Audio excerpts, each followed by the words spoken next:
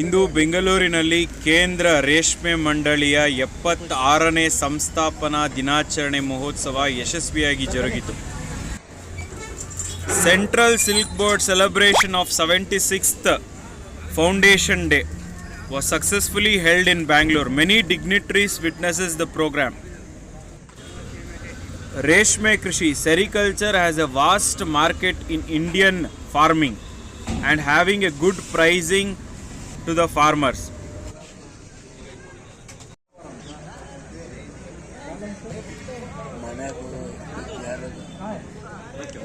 ಏನು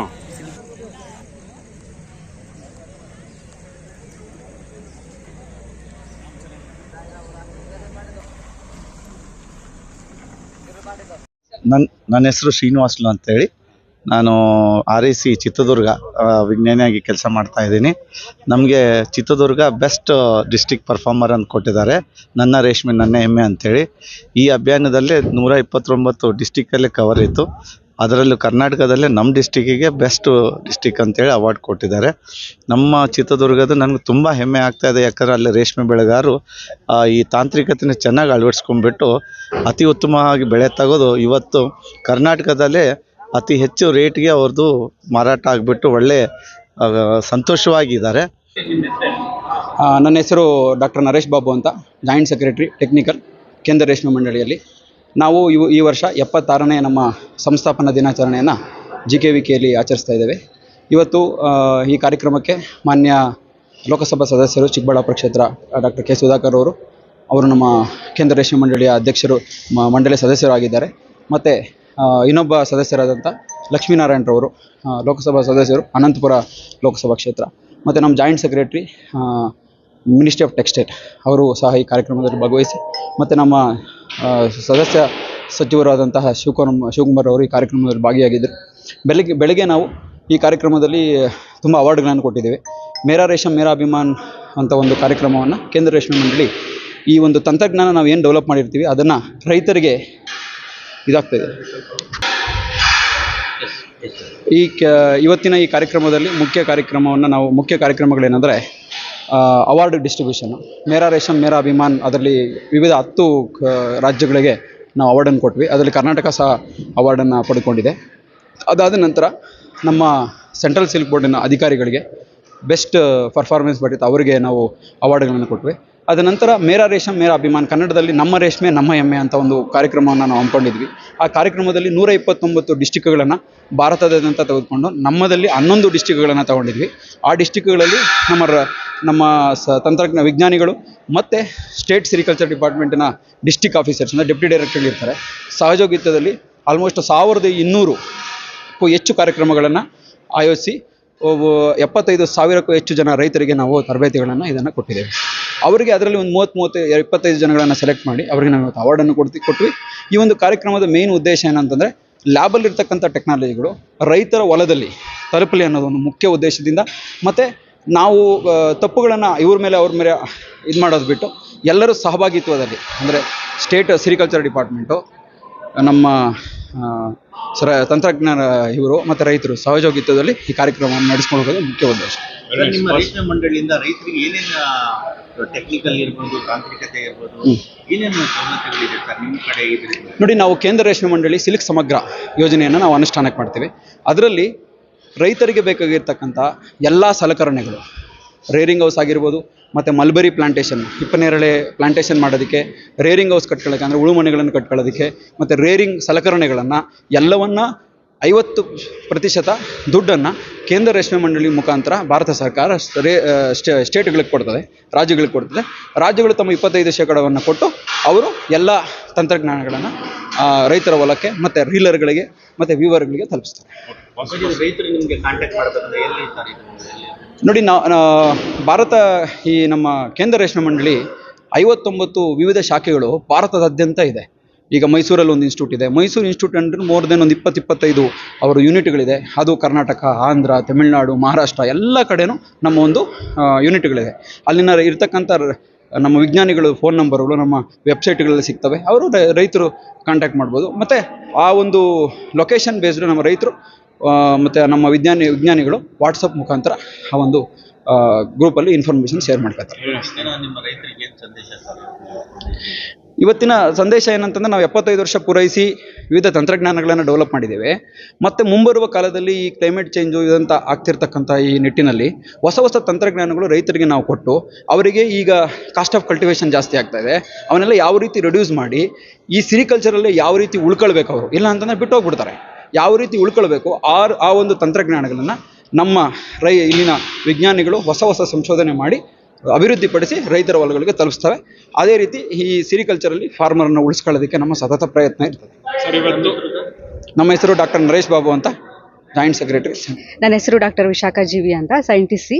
ಮತ್ತು ಈ ಮೇರಾ ರೇಷಮ್ ಮೇರಾ ಅಭಿಮಾನ್, ನಮ್ಮ ರೇಷ್ಮೆ ನಮ್ಮ ಹೆಮ್ಮೆ, ಈ ಕ್ಯಾಂಪೇನ್ನ ಪ್ರೋಗ್ರಾಮ್ ಕೋಆರ್ಡಿನೇಟರ್ ಆಗಿ ನಾನು ಇಲ್ಲಿ central office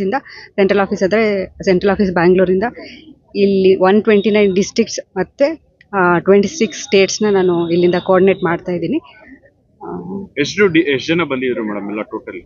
around 1500 to 2000 farmers gathering ಇತ್ತು. ಎಷ್ಟು ಜನಕ್ಕೆ ಅವಾರ್ಡ್ ಕೊಟ್ಟಿದ್ರು? ಇವತ್ತು ಲೈಕ್ ಫಾರ್ಮರ್ಸ್ ಅವಾರ್ಡ್ಸ್ ನಾವು 20ಗಿಂತ ಜಾಸ್ತಿ ಅವಾರ್ಡ್ಸ್ ಕೊಟ್ಟಿದ್ದೀವಿ. ಅಮೌಂಟ್ ಏನಾದ್ರು ಕೊಟ್ಟಿದ್ದೀರಾ? ಅಮೌಂಟ್ ಕೊಟ್ಟಿಲ್ಲ, ಬಿಕಾಸ್ ಅವರಿಗೆ ಒಂದು ಅವಾರ್ಡ್ ಮತ್ತು ಸರ್ಟಿಫಿಕೇಟ್ನ ಅವ್ರಿಗೆ ಕೊಟ್ಟಿದ್ದೀವಿ. ಏನು ಆಧಾರದ ಮೇಲೆ ಹೇಳಿ. ಏನು ಆಧಾರದ ಮೇಲೆ ಅವ್ರಿಗೆ ಐಡೆಂಟಿಫೈ ಮಾಡಿದ್ರಿ ನೀವು? ರೇಷ್ಮೆಯಲ್ಲಿ ಆಲ್ಮೋಸ್ಟ್ ಏನು ಯಾವ ತರ ತಳಿಗಳನ್ನ ಬೆಳೆದು ಅವ್ರಿಗೆ ಮಾನಿಟರಿಂಗ್ ಯಾವ ತರ ಗುರುತಿಸ್ತೀರಾ? ಆಕ್ಚುಲಿ ಇವಾಗ ನಮ್ಮ ಈ ಮೇರಾ ರೇಷಮ್ ಮೇರಾ ಅಭಿಮಾನಲ್ಲಿ 129 ಡಿಸ್ಟಿಕ್ ಇದೆ ಅಲ್ವಾ, ಅಲ್ಲಿ ಪ್ರತಿ ಒಂದು ಸೈಂಟಿಸ್ಟ್ನು ನಾವು ಫಾರ್ಮರ್ಸ್ನ ಸಕ್ಸಸ್ ಸ್ಟೋರಿ ರೆಕಾರ್ಡ್ ಮಾಡೋಕ್ಕೆ ಹೇಳಿದ್ವಿ. ಅದರಲ್ಲಿ ಅವ್ರ ಆದಾಯ ಎಷ್ಟು, ಅವ್ರ ಹತ್ರ ಎಷ್ಟು ಮಲ್ಬರಿ ಗಾರ್ಡನ್ ಇದೆ, ಎಷ್ಟು ಎಕರೆ ಮಲ್ಬರಿ ಗಾರ್ಡನ್ ಇದೆ, ಎಷ್ಟು DFLsನ ಅವರು ಬ್ರಷ್ ಮಾಡ್ತಾ ಇದ್ದಾರೆ, ಎಷ್ಟು DFLs ರೇರ್ ಮಾಡ್ತಾ ಇದ್ದಾರೆ, ಅದರಿಂದ ಎಷ್ಟು ಅವರು ಕಕ್ಕುನ್ನ ಹಾರ್ವೆಸ್ಟ್ ಮಾಡ್ತಾ ಇದ್ದಾರೆ, ಈ ಬೇಸಿಸ್ ಮೇಲೆ ನಾವು ಫಾರ್ಮರ್ಸ್ನ ಸೆಲೆಕ್ಟ್ ಮಾಡಿದ್ವಿ ಅವಾರ್ಡ್ಗೋಸ್ಕರ. ರೇಷ್ಮೆ ಬೆಳೆಗೆ ಯಾವ ತರ ಇದೆ ಮೇಡಮ್ ಮಾರ್ಕೆಟ್ ಅಲ್ಲಿ, ಹೇಗಿದೆ ಬೆಳೆ ಪ್ರೆಸೆಂಟ್? ಆಕ್ಚುಲಿ ಹೇಳ್ಬೇಕಂತಂದ್ರೆ ಎಲ್ಲ ಅಗ್ರಿಕಲ್ಚರ್ ಕ್ರಾಪ್ಸ್ಗೆ ಕಂಪೇರ್ ಮಾಡಿದ್ರೆ ಪ್ರೆಸೆಂಟ್ ಸಿರಿಕಲ್ಚರ್ಗೆ ತುಂಬಾ ಗ್ರೋತ್ ಇದೆ, ಡಿಮ್ಯಾಂಡ್ ಕೂಡ ಇದೆ. ಸೊ ನಾನು ನಮ್ಮ ಎಸ್ಪೆಷಲಿ ಚಿಕ್ಕಬಳ್ಳಾಪುರ, ಕೋಲಾರ ಡಿಸ್ಟಿಕ್ ರೈತರಲ್ಲಿ ಎಲ್ಲರಿಗೂ ಮನವಿ ಏನಂತಂದ್ರೆ, ಎಲ್ಲರೂ ಸಿರಿಕಲ್ಚರ್ನ ಮತ್ತೆ ರೀಸ್ಟಾರ್ಟ್ ಮಾಡಿ ನಮ್ಮ ಭಾರತ ದೇಶವನ್ನು ಗ್ಲೋಬಲ್ ಅಲ್ಲಿ ಫಸ್ಟ್ ಪ್ಲೇಸ್ಗೆ ತಗೊಂಡು ಹೋಗ್ಬೋದು ಅಂತ ನಾನು ಕೋರ್ಕೊಳ್ತೀನಿ. ಕ್ರೈಟೀರಿಯಾ ಏನು ಸಿರಿಕಲ್ಚರ್ ಬೆಳೆಯಕ್ಕೆ? ಲೈಕ್ ಲ್ಯಾಂಡ್ ಅಲ್ಲಿ ಆಲ್ಮೋಸ್ಟ್ ವಾಟರ್ ಕಂಟೆಂಟ್ ಅಂದ್ರೆ ನೀರಾವರಿ. ನಮ್ಗೆ ಆಕ್ಚುಲಿ ನೋಡಿ, ಮಲ್ಬರಿನ ನಾವು ಯಾವ ಲ್ಯಾಂಡ್ ಅಲ್ಲಿ ಹಾಕಿದ್ರು ಈಸಿಯಾಗಿ ಬರುತ್ತೆ ಕ್ರಾಪ್. ಸೊ ನೀರೇನ್ ಜಾಸ್ತಿ ಬೇಕಾಗಿಲ್ಲ. ಅದಕ್ಕೆ ಎಸ್ಪೆಷಲಿ ಚಿಕ್ಕಬಳ್ಳಾಪುರ ಮತ್ತೆ ಕೋಲಾರಲ್ಲಿ ಮೊದಲು ನಾವು ಹೇಳ್ತಿದ್ವಿ, ಕೋಲಾರ ಮತ್ತೆ ಚಿಕ್ಕಬಳ್ಳಾಪುರ ಜಿಲ್ಲೆಗೆ ಸಿಲ್ಕ್ ಮತ್ತು ಮಿಲ್ಕ್ ಡಿಸ್ಟಿಕ್ ಅಂತ. ಸೊ ಈಸಿಯಾಗಿ ನಾವು ಕಡಿಮೆ ನೀರಲ್ಲಿ ನಾವು ರೇಷ್ಮೆನ ಬೆಳಿಬೋದು ಮತ್ತು ಉತ್ತಮ ಬೆಳೆ ತೆಗಿಬೋದು. ಇವತ್ತು ಎಷ್ಟು ಜನಕ್ಕೆ ಪ್ರೈಸ್ ಕೊಟ್ಟರೆ ಮೇಡಮ್? ಯಾವ ಇವತ್ತು ಫಾರ್ಮರ್ಸ್ ಅರೌಂಡ್ 23 ಫಾರ್ಮರ್ಸ್ಗೆ all over India, pan India ನಾವು ರೆಕಗ್ನೈಸ್ ಮಾಡಿ, ಅದರಲ್ಲಿ 2 ರೀಲರ್ಸ್ ಇದ್ರು, ಮಿಕ್ಕಿದೆಲ್ಲಾನು ಫಾರ್ಮರ್ಸ್ಗೆ ನಾವು ಅವಾರ್ಡ್ ಕೊಟ್ಟಿದ್ದೀವಿ. ನಮಸ್ಕಾರ ಕರ್ನಾಟಕ, ನಮಸ್ಕಾರ ಇಂಡಿಯಾ. ಏನು ಇವತ್ತು 76ನೇ ಫೌಂಡೇಶನ್, 76ನೇ foundation of central silk board, ಈ ಒಂದು ಸಂಸ್ಥೆ ವತಿಯಿಂದ ನಮ್ಮ ರೇಷ್ಮೆ ನಮ್ಮ ಒಂದು ಹೆಮ್ಮೆ ಅಂತ ಒಂದು ಕಾರ್ಯಕ್ರಮ ತುಂಬಾ ಯಶಸ್ವಿ, ಅರ್ಥಪೂರ್ಣ, ವಿಜೃಂಭಣೆಯಾಗಿ GKVK ಅಲ್ಲಿ ನಡೀತು. ವಿಶೇಷವಾಗಿ ಹಲವಾರು ಸೈಂಟಿಸ್ಟ್ ಮತ್ತೆ ಬೇರೆ ಬೇರೆ ಆಲ್ಮೋಸ್ಟ್ ಈ ಒಂದು ಕ್ಷೇತ್ರಕ್ಕೆ ಸಂಬಂಧಪಟ್ಟಂತ ರೈತರು ಮತ್ತೆ ಹಲವಾರು ಸ್ಟೇಟ್ಗಳಿಂದ ಆಲ್ಮೋಸ್ಟ್ ಈ ಒಂದು ರೇಷ್ಮೆ ಬೆಳೆಗಾರರು ಯಾರಿದ್ದಾರೆ ಅವ್ರನ್ನ ಗುರುತಿಸಿ ಐಡೆಂಟಿಫಿಕೇಶನ್ ಮಾಡಿ ಅವ್ರು ಬೆಳೆದಿರುವಂತ ಬೆಳೆಗೆ ಒಂದು ಹಾನರಿಂಗ್ ಮಾಡುವ ಕೆಲಸ ಕೂಡ ಆಯಿತು. ಈ ಒಂದು ದಿನದಾಚರಣೆ ಅಂದ್ರೆ 76th ಫೌಂಡೇಶನ್ ದಿನಾಚರಣೆಯಲ್ಲಿ ಆಲ್ಮೋಸ್ಟ್ ಜಿಲ್ಲೆ, ತಾಲೂಕು, ಹೋಬಳಿ ಮಟ್ಟದಿಂದ ರೇಷ್ಮೆಗೆ ತನ್ನದೇ ಆದ ಒಂದು ಛಾಪು ಇದೆ. All over the States, all over the global, ಮತ್ತೆ ನಮ್ಮ ಇಂಡಿಯಾಲೂ ಅಷ್ಟೇ ದೊಡ್ಡ ಮಟ್ಟದ ಒಂದು ಬೇಡಿಕೆ ಕೂಡ ಇದೆ. ಆ ನಿಟ್ಟಿನಲ್ಲಿ ಇವತ್ತು ಒಂದು ಕಾರ್ಯಕ್ರಮ ತುಂಬಾ ಯಶಸ್ವಿ, ಅರ್ಥಪೂರ್ಣ, ವಿಜೃಂಭಣೆಯಾಗಿ ಜರುಗ್ತು. ನಾವು ನೋಡ್ಬೋದು ಹಲವಾರು ಗಣ್ಯಮಾನ್ಯರು ಮತ್ತೆ ಇಲಾಖೆಯ ಸಿಬ್ಬಂದಿ ವರ್ಗದವರು ಮತ್ತೆ ಜಾಯಿಂಟ್ ಕಮಿಷನರ್ ಆಗಿರುವಂತಹ ಸರ್ ನರೇಶ್ ಬಾಬು ಅವರು ಕೂಲಂಕುಷವಾಗಿ ನಮ್ಮೊಟ್ಟಿಗೆ ತಮ್ಮ ಅಭಿಪ್ರಾಯವನ್ನು ಹಂಚಿಕೊಂಡ್ರು. ವಿಶೇಷವಾಗಿ ವರ್ಷದಿಂದ ವರ್ಷಕ್ಕೆ ಅವರ ಒಂದು ಪರಿಶ್ರಮ ಇಲಾಖೆಯಲ್ಲಿ ದೊಡ್ಡ ಮಟ್ಟದಲ್ಲಿದೆ. ಲಾಸ್ಟ್ ಟೈಮ್ ನಾವು ಬಂದಾಗ ಅವರ ಒಂದು ಸುದ್ದಿ ಹಾಕಿದ್ವಿ. ಅದಾದ ನಂತರ ಈ ವರ್ಷನೂ ಸಹ ಆಲ್ಮೋಸ್ಟ್ ದೊಡ್ಡ ಮಟ್ಟದಲ್ಲಿ ಒಂದು ಕಾರ್ಯಕ್ರಮ, ಅವರ ರೂಪರೇಷೆಗಳು ನೋಡ್ತಾ ಇರ್ಬೋದು,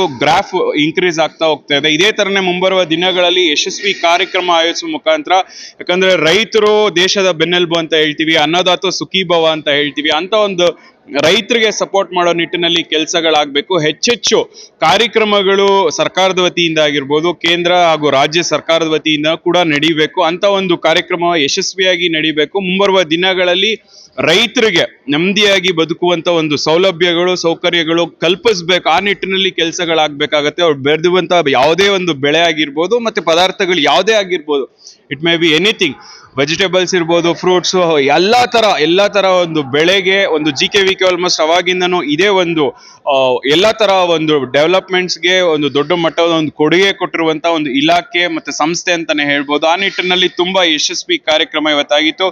ಫೌಂಡೇಶನ್ ದಿನಾಚರಣೆ 76th ಫೌಂಡೇಶನ್ ದಿನಾಚರಣೆಯಲ್ಲಿ ಹಲವಾರು ಗಣ್ಯಮಾನ್ಯರೆಲ್ಲ ಉಪಸ್ಥಿತರಿದ್ದರು. ಯಾರು ಬಂದಿದ್ರು ಸರ್?